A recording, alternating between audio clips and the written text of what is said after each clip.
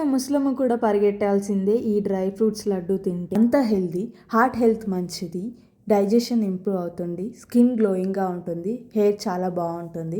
ఇలా చాలా బెనిఫిట్స్ ఉన్నాయి. ఇంకా లేట్ చేయకుండా డ్రై ఫ్రూట్ లడ్డు ప్రాసెస్ అయితే చూద్దాం. అంతకన్నా ముందు నా ఛానల్ని ఫస్ట్ టైం చూస్తున్నట్టయితే ప్లీజ్ డూ సబ్స్క్రైబ్.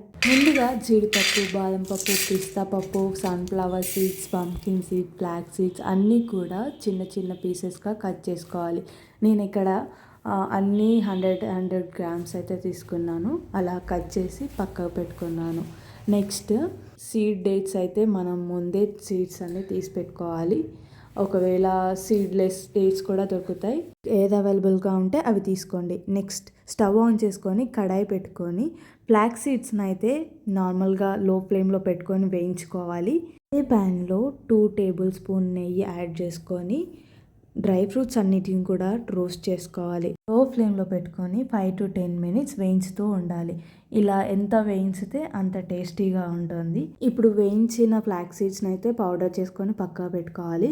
అలాగే డేట్స్ను కూడా మిక్సీ చేసి పక్కా పెట్టుకోవాలి. ఇప్పుడు డ్రై ఫ్రూట్స్ అన్నీ రోస్ట్ అయినవన్నీ పక్కకు పెట్టేసుకొని అదే ప్యాన్లో మళ్ళీ స్టవ్ వెలిగించుకొని గీ యాడ్ చేసి డేట్స్ పేస్ట్ని అయితే యాడ్ చేసుకోవాలి.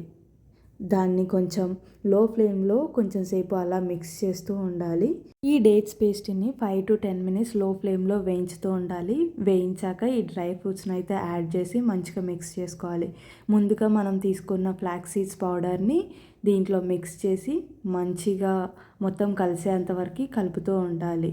నెక్స్ట్ చల్లారాక చేతికి నెయ్యి పూసుకుంటూ ఇలా లడ్డూలు అయితే చుట్టుకోవాలి. అంతే, డ్రై ఫ్రూట్ లడ్డు చాలా సింపుల్ అండి. ఇలా ఇంట్లోనే చేసుకోవచ్చు.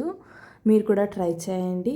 కామెంట్స్లో ఎలా వచ్చాయో చెప్పండి. Thank you.